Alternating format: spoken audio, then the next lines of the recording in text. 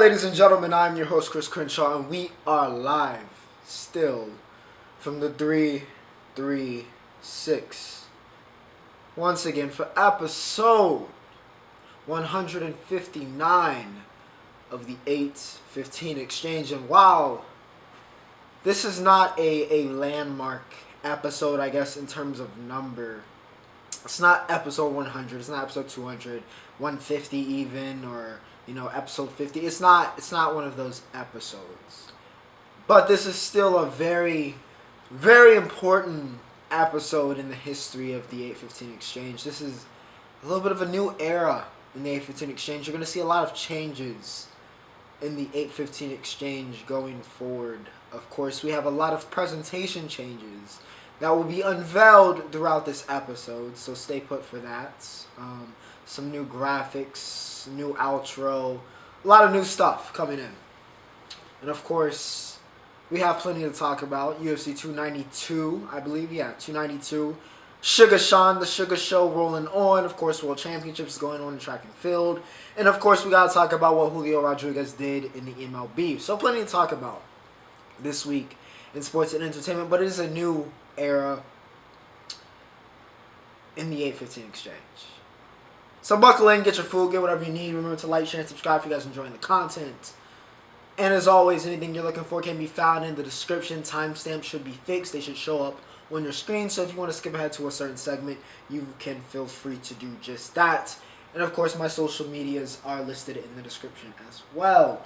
But without further ado, ladies and gentlemen, let's not talk about a new era. Let's be about a new era of the best sports show on YouTube.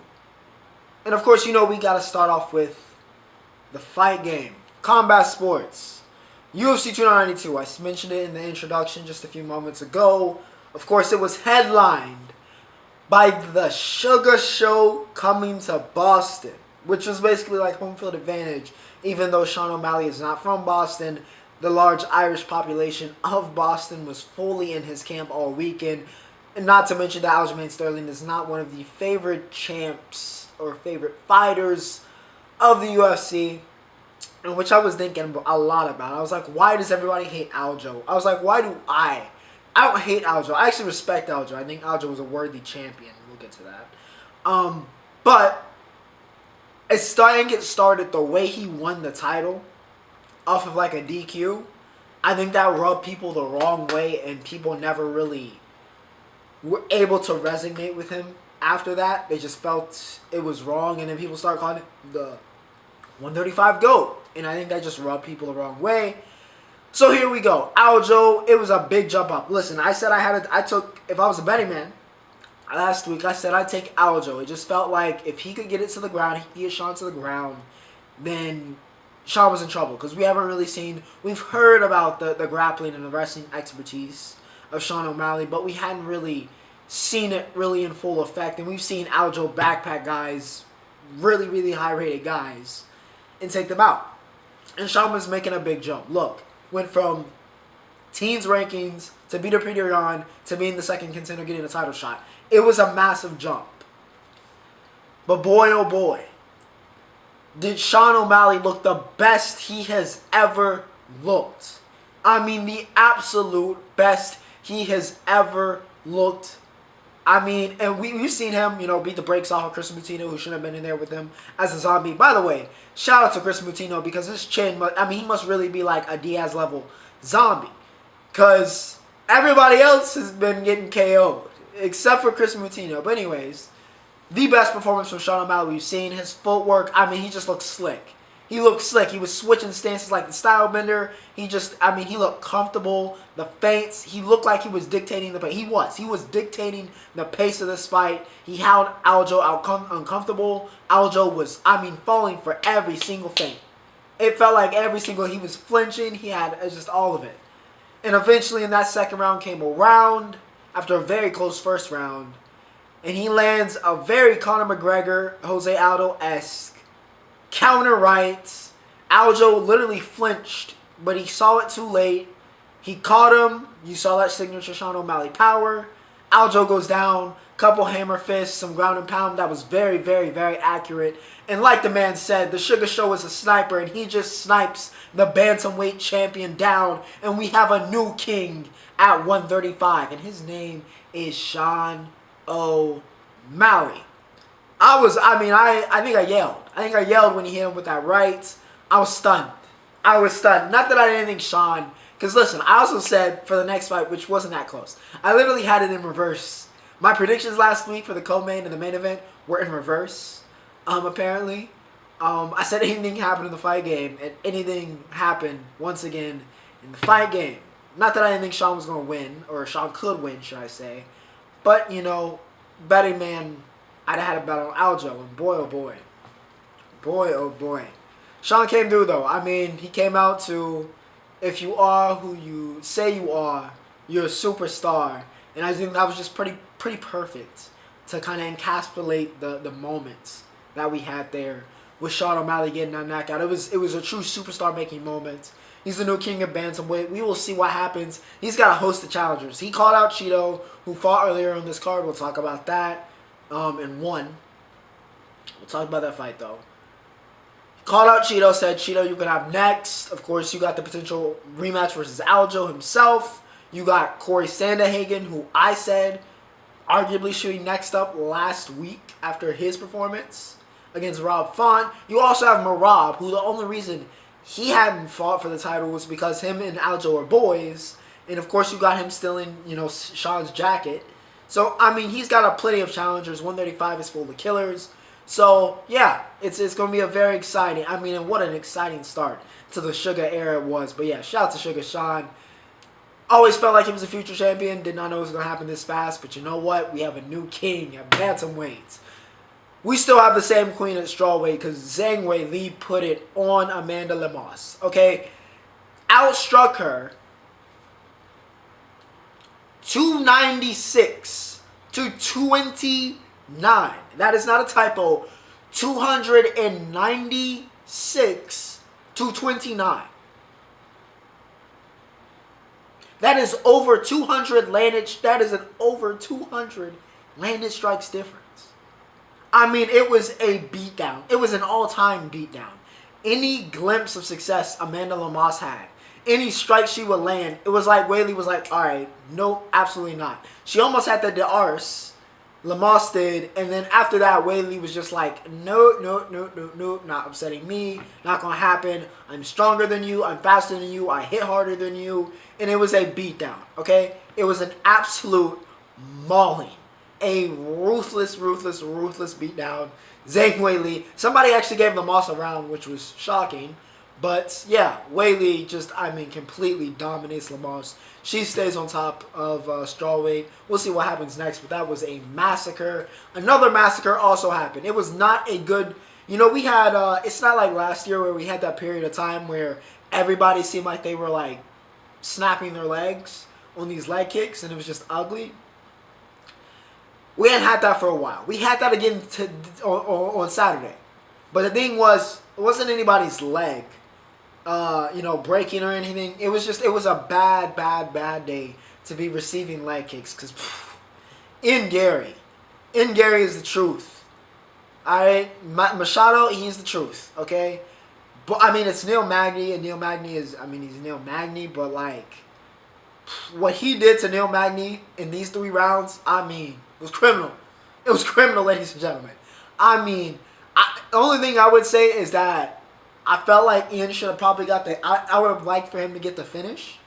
And I thought, honestly, he was going to finish him on leg kicks, which we've only seen, like, a handful of times ever. At least in my watching of MMA. And I legitimately thought that was going to happen, because Magny could not stand on that leg. He was hobbling. He was jumping up and down. He was trying to protect it. I mean, every single kick got a reaction. I mean, it was just a clinical performance from Gary. I think he's going to be a very intriguing villain at welterweight, which is not a division that's, you know, missing villainous characters. But I think he could be a really good villain because he's got the skills to back it up. Beat the brakes off of Neil Magny's leg. Tried to take it off. The middle fingers, the taunting. Yeah, it was just, you know, he really fills that Irish villain role that we haven't really had since Connor fell off and retired. Because until Connor fights again, I'm just going to call him retired. This might be the most blatant. Either gas or he's just taunting with us to not fight. He's either roiding up or he's not fighting. He's just taunting everybody because he likes the attention. It's one of the two with McGregor right now. But anyways, Gary seems like he's a disciple of the culture. We'll see what happens. He wanted Wonder Boy next. Wonder Boy said no. We'll see what happens there. I said we were going to talk about Chito Vera. Here we go. He gets the UD over Pedro Munoz in a great fight, by the way. A great 3-rounder. That was real scrap. So, round of applause. Round of applause to everybody included in that one. It was really, really good fight. Honestly, Munoz nearly, if it weren't for that third round, I think those first 2 rounds very close. I think that third round, if he'd have fought Chito a little bit closer and hadn't faded, and Chito hadn't come on the way he did in that third round to win so decisively, Munoz almost pulled off the upset. But I think Chito ended up in the end doing enough. He was letting the harder shots, even though Munoz at first, those first 2 rounds really was leading in significant strikes. But just the way that Chito won that third round, that's going to go with judges. So he gets the win. Potentially Sean next. I'd be cool with that, getting the rematch. Especially since, last time out, Sean got injured. He got hurt in the fight. That's how he got finished. So he still claims he's undefeated. Chito thinks it's bull. They don't like each other. All of the makings of a great rivalry. So we'll see what happens there. But yeah, UFC 292, plenty of violence. Batista took out Blackshear in a surprising main card fight between these two. You would think it'd be on like the undercard or the prelims, but put him on the main card. And Blackshear looked good at points, but just too many mistakes. And Batista wins the battle of the prospects. Tavares, the same way we talked about Gary taking Magny's leg. Yeah. Brad Tavares did that to Chris Weidman. Please retire Chris Weidman, another UFC legend. He's in better shape than some of the other ones, but another UFC legend that just needs to please call it a career. I think Dana literally called for him to call it a career. But Tavares UD's Weidman by literally taking his leg. Still a good scrap. And we had some good scraps. We had some good scraps on UFC 292. Of course, the next big card is UFC Aussie, which is headlined by Izzy and Strickland. So we'll talk about that when that comes up. But for now, UFC 292, it was the goods. Shout out to the Suga Show. The Suga era has begun. Now, let's talk baseball, yeah? Let's talk MLB, okay? Let's talk baseball. Julio Rodriguez, besides, him calming down Faber Valdez, because once again, as I discovered at the Home Run Derby, Julio is king of all of the Dominicans. Every Dominican in the league is cool with each other. It's like a fraternity, okay? And Julio is near the top. But J-Rob was on a tear, okay? He was on a historical tear, hitting-wise this past week. He finally cooled down yesterday, but in the 4 games before yesterday's game, he had 17 hits in 4 games. I think he had 4 plus hit games, which is what that averages out to just over. I think he had 5 in one of them. But just an obscene week for Julio Rodriguez. I think we talked about J-Rod a couple weeks ago as he was, starting to put it together, especially talking about his points at Home Run Derby. Could that be the catalyst to push him forward? And what do you know? Looks like I might have been right because J-Rod had a great week. And, it was a big week for Seattle. They've been really good the past 2 weeks. We'll see if they can push this momentum, make a little bit of a playoff push here. While we'll talk about the next team that is not going to be in the playoff push. But Rodriguez, Mariners, looking good. The New York Yankees. Yes, listen, if you came for the baseball segment to see me cry about the Yankees, here you are. I'm not going to cry. I'm just going to rage, okay? Because why does Aaron Boone have a job? I don't love to ever say, people need to, not have a career or not have a... But why does Aaron Boone have a career as a Yankees manager right now? Why? Now listen. Not wholly his fault. Part of it's on how the team was built, which was terrible. Because let's be honest. The new wave of the MLB, the top teams, the Braves, the Orioles, even the Mariners, who we just talked about, I'm saying they're a top team, built themselves through their minor leagues, right? J-Rod, Orioles, Adley, Gunnar, Colton Cowser. Everybody else they got. Jackson Holliday is no one prospect in the MLB. He'll be up soon enough. The Braves, Strider, Okuda, Albies. All these guys they built. Now I know Matt Olson they got from Athletics. But still, the cores of these top teams in the MLB now built off of prospects. Built off of guys they developed. Hell, in our glory days, in the 90s, right before I was born, we were built. The core, literally nicknamed the core, built off the minor leagues. But somewhere along the line, we got too comfortable with having the most money, which we don't have anymore. Shout out to the Dodgers. And we would just sign these older free agents in a win-now mode. Well, guess what? It's backfiring. Giancarlo Stanton don't got it no more. Josh Donaldson doesn't have it anymore. All these agent free agents that you picked up off of their past years of glory don't got it anymore. And now you're wasting the prime of Aaron Judge, of Garrett Cole, right? Where we should have sat and developed the young talent, the future stars, more Volps. Should have done more of that. And maybe we'd be in a better position. But no. Yankees want to throw their money away. They want to throw their around. And it's pain. It's paying off horrifically for us. We have lost 8 in a row. The playoffs look like a distant memory. And yeah, we're bad. The team's constructed bad. We don't have a good manager. It's just all bad in the Bronx. We'll see what happens. But changes need to happen. Dylan Cruz. Let's talk prospects. I mentioned him earlier. I mentioned Jackson Holliday. We talked enough about Jackson. Let's talk about Dylan Cruz, okay? Skeens, congratulations. You're dating Livy. So there's your Paul Skeens shout out. He's also been good so far in his... He's not going to pitch that much. He threw 200 innings this year, so Pirates aren't going to do too much with him. But listen, I know Nolan Schnell, excuse me, got the call up by the Angels in whatever, 20, 30 games, which is crazy.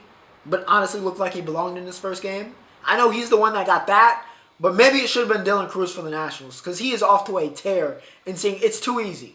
It is too easy for him. It is too easy. It is too easy for Dylan. Okay? He was the best player in college baseball last year, along with Skeens. And he's continued. All right? He's ready. He feels major league ready. Okay? So I don't know. He's supposed to come up next year, but we'll see because his ETA might be this year at this rate. Depending on what the Nationals want to do. But I think he's going to be through the minor leagues in pretty quick succession because he's just better. I mean, just absolutely better than everybody else that he's playing right now in single A. So we'll see what happens there with Dylan Cruz. But ladies and gentlemen, that is baseball. All right, entertainment. Okay, ENT. Winning time. The 80s Lakers. Listen, no whoring around this week. It was actually a very good family episode. Magic trying to get back with, Cookie. Didn't work out because they're still in a toxic relationship. Dr. Bus, falling in love with Honey. It was a very wholesome, not a lot of whoring, not a lot of debauchery going on this week in winning time. So, a very good family-friendly episode. Listen, the only problem... And in fact, we even got some backstory on non-Lakers players because, of course, a big part of that story cannot be told without their chieftain rivals in the NBA, excuse me, sorry. His biggest rivalry, which is the Celtics and the Lakers, right? Historically, at least. Of course, you can't tell that story without Larry Bird, so we got to see a little bit about Larry, his family, his father, and their kind of relationship, him quitting Indiana, him going to Indiana State, literally played in jeans in the pickup, which is crazy that actually did happen. But yeah, just kind of Larry Bird and how he ended up with the Celtics and, of course, the emerging aspects of that rivalry. So yeah, it was cool to see Larry's kind of backstory in this week's episode and just kind of see how that got built in. Magic and Bus's relationship continued to, develop with Bus giving him or proposing the lifetime contract, saying, Magic, you're family for me, you're, Laker for life, all that type of stuff. So we got to see that develop. Coop got his contract, so shout out to Michael Coop getting paid. And of course, Paul West had his, I I don't want to spoil how that story goes, but you probably can tell by who's still known of Pat Riley and Paul Westhead how this goes. But yeah, Westhead trying to seize more control, kind of pissing off a lot of people. So we will see what happens. But yeah, it was an okay episode. Wasn't too crazy. It was cool to see Larry's kind of backstory.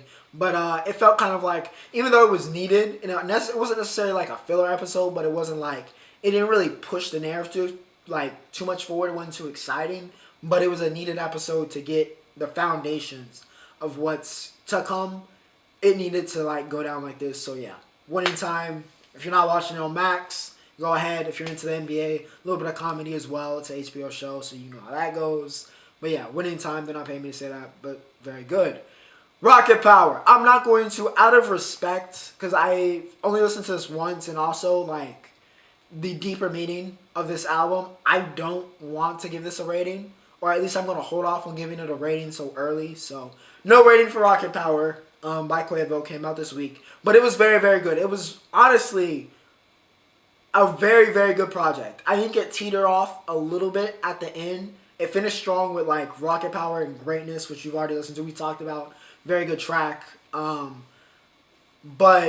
yeah, I really like what Quavo did. I really like it was a big project for Quavo in terms of you're fresh off of like, you know, what's gonna happen with the Migos, kind of in the shadows of unfortunately Takeoff's murder last November, and what was gonna happen next. A lot of people questioning whether Quavo can pull off a solo project still. Does he still have it? So yeah, a lot of weight, a lot of pressure, honestly, around Quavo in this project. The first of, you know, Migos to drop a solo project since then, because of course Offset's only really hopped on features with Cardi, so. A lot of expectation, a lot of pressure, and I think he handled it excellently. I think he dropped a really dope project, a really good project. My favorite songs were "Mama Told Me," and besides, of course, the singles that we've listened to. But yeah, "Mama Told Me," "Rocket Power," which was literally at the end, "Wall to Wall," which he kind of played like this club, you know, promoter kind of sample of himself through. So yeah. I like those. I think that was my top 3 off the first listen. But yeah, I'm not going to rate this. But it was good music, all right? It was good music. Shout out to Quavo. Of course, that's just a horrific situation. And, you know, still sucks to this day. But he dropped a really dope project.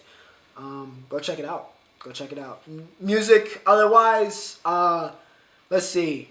Let's go outside of hip-hop, yeah? Really quickly. Charlie Puth dropped a song called Lipstick. It was very good. Addison Rae dropped an EP that apparently I saw Pitchfork give out a 9. I've never seen Pitchfork give anything above a 7, okay? And listen, the people that, you know, online that listen to pop were actually like, yo, it's actually good. I haven't not listened to it. Probably will not listen to it. Nothing against Addison. But, you know what? Show it a different career avenue. I know her first music ventures didn't really pop off, but apparently this one was good. So, yeah, shout out to AI. I think that's literally what the EP is called. And Blue Beetle came out. I do want to see it. I wanted to see it even before I knew it was good, even though hearing that it was good makes me want to see it more, and of course just support it because it's going to tank very hard, okay? It is the worst timing, but they weren't going to push it back. Absolute horrific timing for this movie because the marketing wasn't great. It wasn't awful, but it wasn't great. And during the actor strike where they can't do any like red carpet or they can't really do any like promo, they're just kind of screwed over. So a lot of people are like, oh, it flopped. Obviously it flopped. Everybody, we've known for weeks that it was going to flop. I was more concerned on whether it was going to be a good movie, and it was a good movie, and Gunn already said that Cholo's coming back. So, yeah. In Cholo, I trusted, and Cholo, it worked. So, yeah, I'm sated with that. Going to go try to see that in the coming weeks. I still haven't seen Oppenheimer or Barbie, unfortunately. Been very, very busy or just not in the city, so you know how that goes. But yeah, the movie queue is quite backed up right now, but that, ladies and gentlemen, was entertainment for the week. Now, before we talk, we're going to let the Women's World Cup get main event because it's the final. So we're going to talk World Championships, ladies and gentlemen. Let's talk track and field. Track and field, people. We back in the building, all right? We back in the building. You know who else is back in the... Who was in the building? He was already in the building. He just needed to reaffirm and let y'all know that he is that guy, you know? Or as he said in one of the coldest quotes, and one quote that I aspire to live by, A lot of people said that I wasn't the one. But you know what? I thank God that I am. Is one of the hardest quotes in the history of the world. But it's deserving. After Noah Lyles, who has never, ever, ever, ever, ever made a Team USA 100-meter team, made his mark as the fastest man on the planet, which I believed he was for, honestly, a while. At least at top speed, he's the fastest man on the planet. But Lyles affirmed himself with a 9.83 to claim the 100 meters crown in Budapest at the World Championships. Letzi Tebogo, I got to give a shout out to him for Botswana. He has been phenomenal. He is in the form of his life right now. He's been running 9.8s and very good 200s all year. So yeah, shout out to Bogo. He's only 20 years old. He's going to be up there, I think, with Knighton, and honestly, Lyles is pretty young too. As like, these are the fastest men, you know, going forward. Unless he just falls off, which happens in track, but he looks all the promises of a guy that's going to contend for fastest man in the world titles. But yeah, he finished second with a 9.88. Him and Hughes, Zamil Hughes, who's also in the form of his life from Britain, gets the bronze with also a 9.88. But yeah, Noah Lyles is him. Got to be the heavy favorite for the 200 because that is what he does. And of course, he has the second fastest time since, well, the fastest time since Bolt existed. In that, broke the World Championship record, I think, or something, the American record, right? Last World Championships, last year. So, yeah, Lyles, and then he ran a fast 100 yard. Listen, he's on a different planet right now. Fastest man in the world, don't at me. Anna Hall, another one of the emerging faces of USA Track and Field. The American who's in the bid to be the best women's athlete on the planet, unfortunately fell short in that. Because she was, I mean, partially injured, but I don't want to make excuses. By the way, horrific timing for injuries, by the way. We lost Sydney. We lost Britton Wilson at the event. We lost Anna Hall was injured. We're about to talk about Krauser, even though Krauser and Hall end up still participating. I mean, Britton did too, but her knee was messed up. She's needed to, I was glad to see her make the team because she deserved it after, you know, how well she's ran, but I mean, it's been she needs to, like, rehab that and let that get together because we're going to need her for the Olympics. Even though it sucks probably for her to, you know, miss a World Championships. But we knew this during the NCAA season that Britain needed to relax. But anyways, Anna loses the HEP by 20 points. That was a very intriguing 800 meters, though, to KCJ from Britain, Katrina Johnson-Thompson. But yeah, she loses to KTJ by 20 points. It was really close. She had to lead at certain points, but she could not gap KTJ enough. And she held on, and Anna just barely loses. But you know what? Progression. Bronze last year, silver this year, gold in the Olympics next year maybe? We'll see. But Netherlands had an awful week. You know what? After everything y'all said about us last week, and I talked about it last week in terms of the World Cup, after everything that y'all were talking about us, it's so fitting how this went down at the World Championships for Netherlands. In completely shocking fashion. Their two best female athletes, Femke Bol and Stefan Hansen. Their best. Both fell on the last stretch in the final of their events. Hassan, Stefan Hassan. Multi-time world champion. Gold medalist, I believe, as well, in the 1500. Falls. Competing for the lead. So she doesn't defend her title. Later that same day, Femke Bol. No Sydney McLaughlin. She's the girl. Alright? With Sid gone, Femke is her time. Okay? It is her time. Supposed to be her time. 4x4 medley mixed. Right? Shout out to Matt Bowling, by the way. And of course Alyssa Thomas, who ran alongside and pushed Bowl to get in this situation. But yeah, gets ran down, isn't able to gap Thomas, then gets ran down and falls. Femke fell. I mean, just unbelievable. It felt like karma. It felt like karma once again for, you know, everything that the Dutch women's national team was talking about, you know, the U.S. women's national team. All that talk, you know, it felt fitting. It really felt fitting. Now I'm sure Femke is going to come back with revenge in the 400 hurdles and win that. Probably over Delilah, but you know, little bit of karma. They'll be fine though. Multi-world champions. falling. It happens. Shocking, but it does happen. So, yeah. Ryan Krauser, I have to finish off this track segment with for at least the first weekend of World Championships with the shot put GOAT. And that's not me saying that to hype him up. He is just the GOAT. He's the greatest to ever do it in the history of the event. He's got the world record. Now he's got the World Championships record with a 23.59 with blood clots. The man is dealing with blood clots and broke the championship record on his last throw. That is that is the him moment of the week. Maybe that's a new segment. I should do like the him moment of the week or the her moment of the week. But this is what the him moment of the week, all right? Krauser dealing with blood clots. Wasn't sure if he was going to be able to throw. Body in pain. Still breaks the championship record. That is GOAT. He is the greatest ever. That is a true American, all right? Shout out to Ryan Krauser. Listen, legend. Absolute legend. We'll talk about more World Championships and everything that happens next week, episode 160, so we'll get back to that. Listen, it's Women's World Cup. Time to finish it up. Spain and England. It's not coming home. It's not coming. Listen, what did I say? Roll the tapes. Somebody roll the tapes, okay? Go back, okay? Go back to the episode, all right, before where I did a little World Cup preview. I said Spain were going to win. I said Spain was going to win. Now, I switched up. Like I said last week, I switched up and I was like, oh, after Japan beat them 4, but they beat them 4-0. All right, y'all got to give me, listen, hear me out. Hear me out. But I was right, okay? I'm still right in the end. Spain wins the World Cup, 1-0.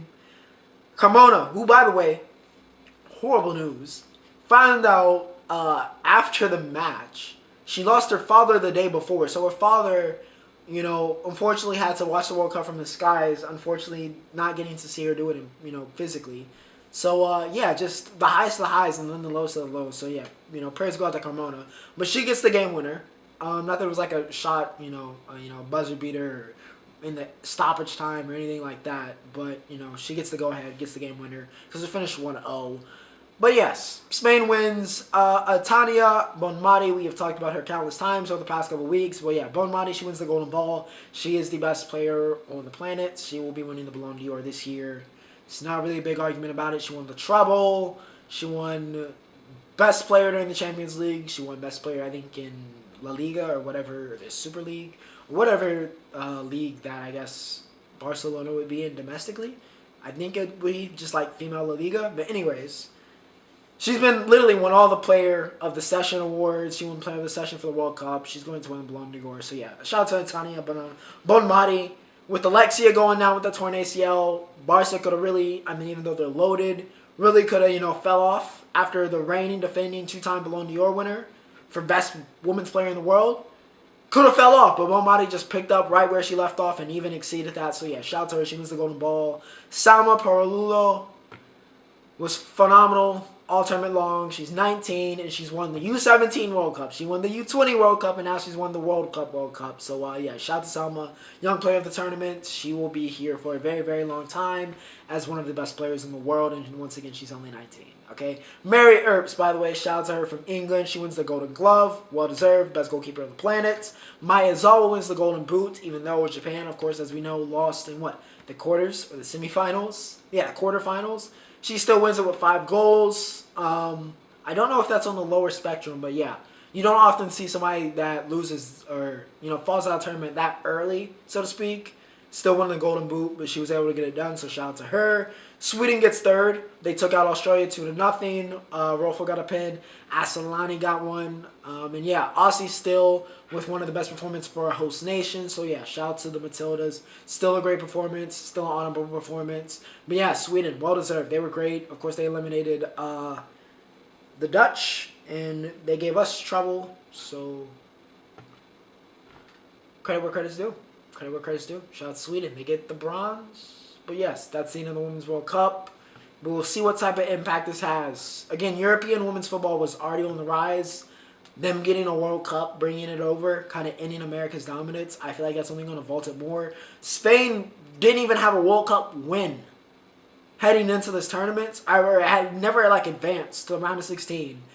Then they win the World Cup. That's how fast they advanced in really 3-4 years. So yeah, shout out to Spain. England, of course, they'll be fine. A lot of young talents. But yeah, that was the Women's World Cup. Ladies and gentlemen, with that said, we have reached the roundup. We got two batches of NASCAR actually this week. All right, we got two batches of NASCAR. They probably don't deserve for me to say or give them two batches, but still, two batches of NASCAR this week. Of course, we're going to start it off with the Cup Series. William Byron gets his 5th win of the season at Watkins Glen. Of course, the bigger story, however, was Chase Elliott ran out of gas, which, how does this happen? Okay? How do you let that happen? Anyways, Chase runs out of gas, and now he has to win. He has to win at Daytona. What did we say last week? You do not want to make this a scenario for any of you drivers where you have to win at Daytona to get in. This is the last race. Daytona is breeded off of chaos. You do not want to bet your life on winning at Daytona. But here we are. And it's going to be a very, very, very, very chaotic Daytona, okay? So much is at stake for so many drivers trying to get in. There's only one spot, and listen, it's gonna be interesting, ladies and gentlemen. It's gonna be. This is why they have the playoff format. All right, this is why they have it, because you got the chaos of this, limited spots left here in this last race for people to eke in. You can either win and get in, or you got to get higher. So it's gonna be an interesting Daytona. We will be tuned in watching that.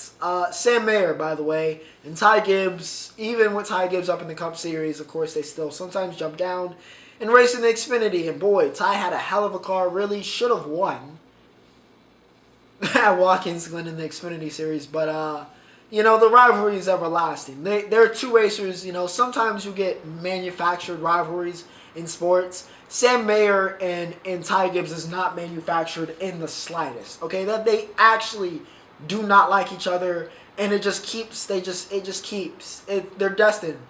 You know, in the fight game and in WWE, we say the fight forever, right? They're born rivals.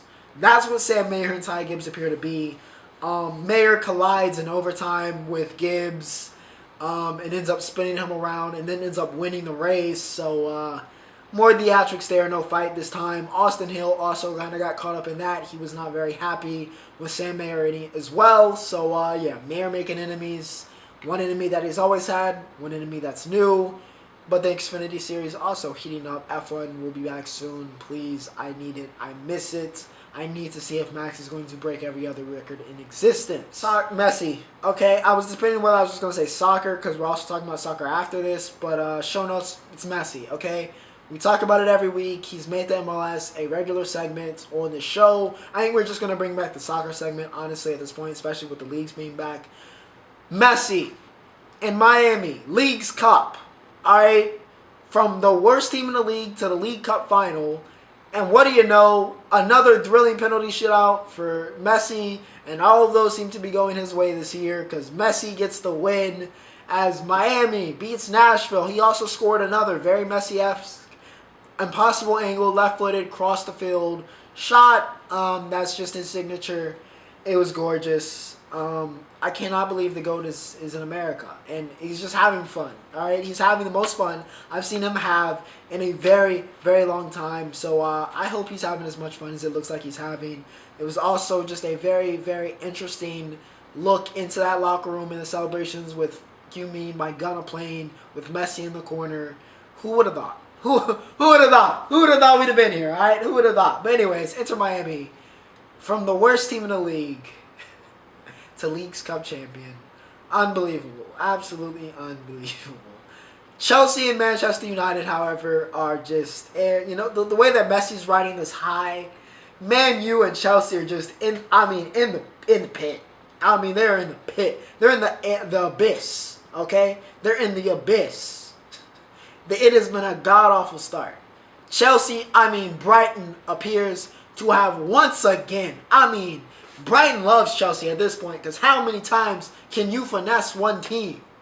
It appears that a robbery with the way that Jude Bellingham is playing. Now I get it. He was only going to Real Madrid. But Conceição still went for more and had a horrific game here against, what was it, West Ham that they lost to yesterday?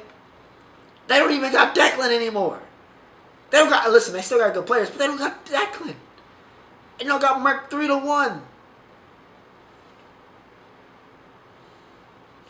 Y'all spent all this money, and Chelsea just looks like a disaster. Man, you cannot score. It's just, it is, oh my days. Rashford's playing out of position / just not the goods. Anthony is looking like Ajax fleeced them. It's just, it's not going good for ETH. It's a rough start. A rough start. For two historically great teams, they are in the pits right now. We will see what happens, but it's been an awful Premier League start for them. Tennis. CIncy Open actually was fantastic. Fantastic tennis. All right. Fantastic tennis this past weekend. Coco Gauff wins the tournament. In the semifinals, she beat Iga. Then in the men's final, we get Carlitos versus Novak.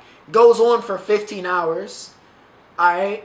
Carlitos rages this time and loses. Novak gets his leg back. I mean, it was good. It was great tennis, though. I mean, it was great tennis all weekend. It was major level tennis. Okay, so yeah, shout out to that. Okay, shout out to the CIncy Open. It was fantastic. Yeah, it was beautiful. All right, it was beautiful to watch. Joker got his leg back. And yeah, of course, we'll see what happens. I think what's next? U.S. Open? That's coming up in a couple weeks. So we'll talk about that when it comes through. But for now, the new era has begun. Welcome to the new era of the A15 Exchange. I hope you enjoyed. New outro kicking in 5, 4, 3. See you later. Ocho signing off.